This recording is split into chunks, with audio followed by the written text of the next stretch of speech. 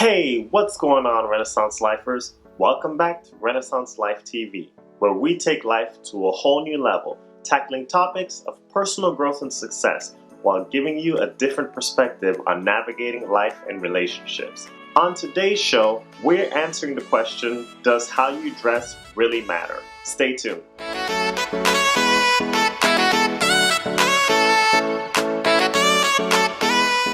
If this is your first time here, welcome. And if you haven't yet subscribed to the channel, please subscribe to the channel and hit that like button.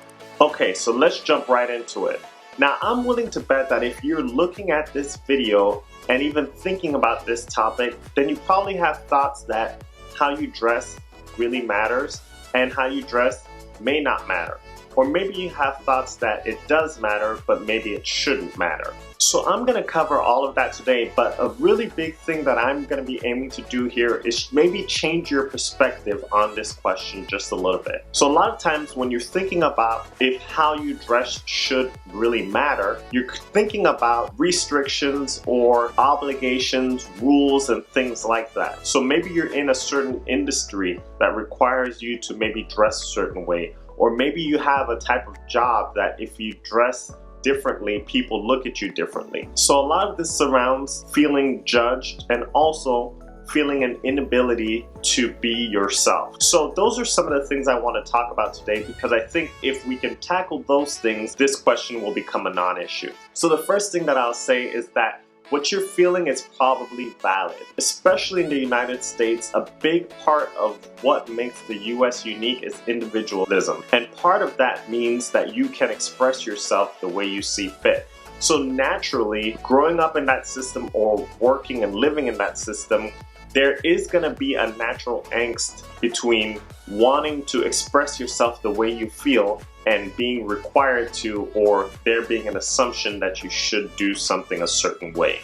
So that's the first thing I'll say. The second thing I want to say is that nobody wants to be in a situation where they feel like they're either not getting a job because of the way they look, or they're being judged because of the way they look, despite their qualifications or what they have to show. Now, all that being said, most of us will admit that that happens a lot of the times, and maybe we do that as well. So if you go on a plane and you look and you happen to glance into the cockpit before the plane takes off and you see somebody who's dressed in bum's clothing or looks like they're homeless, you would probably have some concern, right? Because you expect that they would be wearing a pilot's uniform. And similarly, if you go to play basketball and you're going to choose your teammates and you have to choose between people and you see one person dressed in basketball attire and another person dressed in soccer attire, from the head down to their feet, wearing cleats that have the pegs in them at the bottom, you're probably going to choose the person who's dressed in basketball attire because you think they're more equipped for the game. So that's the nature of life. That's the nature of how we perceive things as humans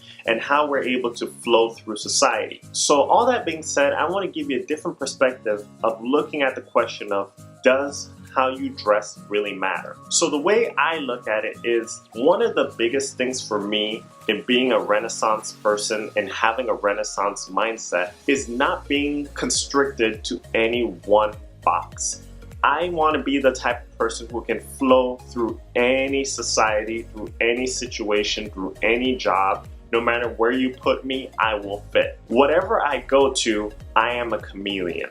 That means that I fit whatever the mold is that's there to a certain extent. So what that means is when I go to play basketball, I'm all the way basketball. I look like a basketball player. And believe it or not, that has a big impact a lot of times, especially if people don't know you, on whether you get chosen to play basketball, whether you get chosen to be put on the team. So I have a lot of basketball references, and you'll probably see that in a lot of my videos. But similarly, when I go to a workplace that's a professional workplace, I dress to the T. I'm just that person. I want to set the standard, and I'm comfortable and confident enough to wear professional clothing. The way I look at it is, if I'm going to be professional, I'm going to go all the way. I'm going to be professional to the T. Maybe I'll be wearing a suit if my job requires a suit, or if success looks like a suit in my particular job. But similarly, I'm not the person who, if you go to happy hour or if you go to a social event for work, that's going to be wearing the suit. I'm going to dress for the occasion.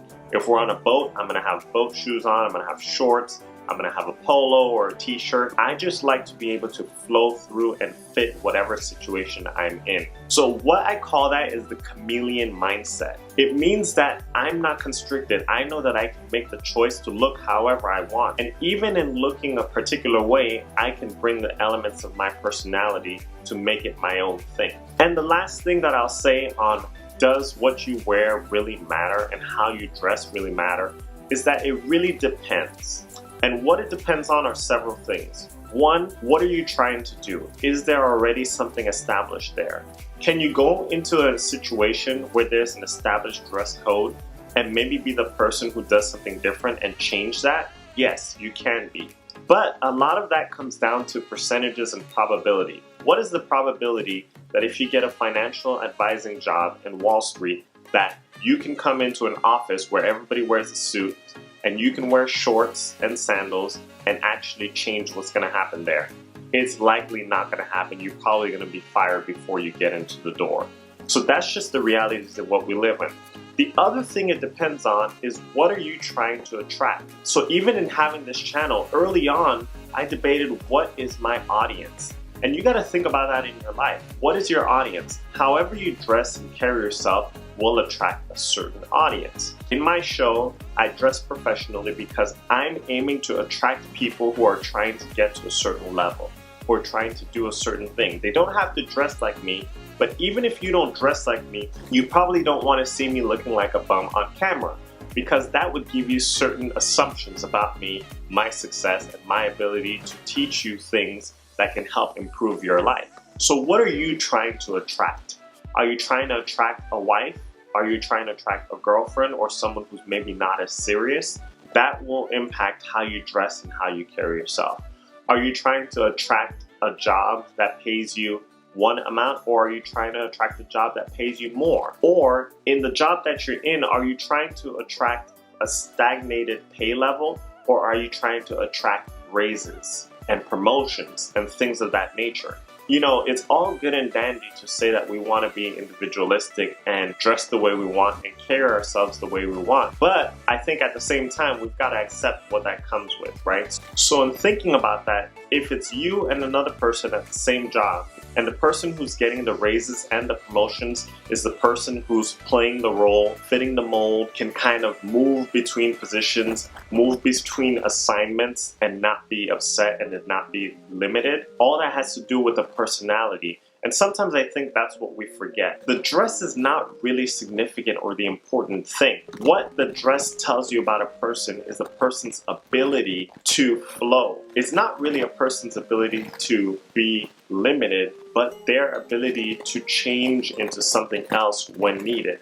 And generally speaking, that would apply to how they conduct themselves in the work environment. So a person who's rigid and doesn't want to wear what is the norm is probably the same person who's rigid and doesn't want to be flexible in an assignment. Probably the same type of person who will say that that's not my job when asked to do something a little bit outside of their comfort zone. So it's a mindset that I'm kind of trying to get at here, right? That you don't want to be stuck in a box. You want to be able to flow. And you want to be the person at home who's chill in sandals and shorts if you want, the person who goes to the basketball court and is a basketball player, the person who goes to the office and looks like they're in the office. You don't want to be the person who goes to the office and they're not sure if you were at the basketball court, or who goes to the basketball court and is overdressed and wearing office clothes or office attire.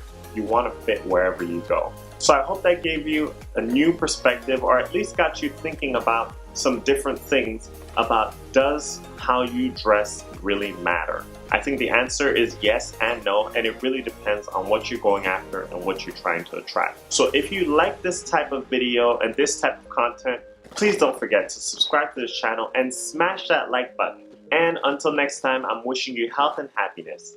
Cheers.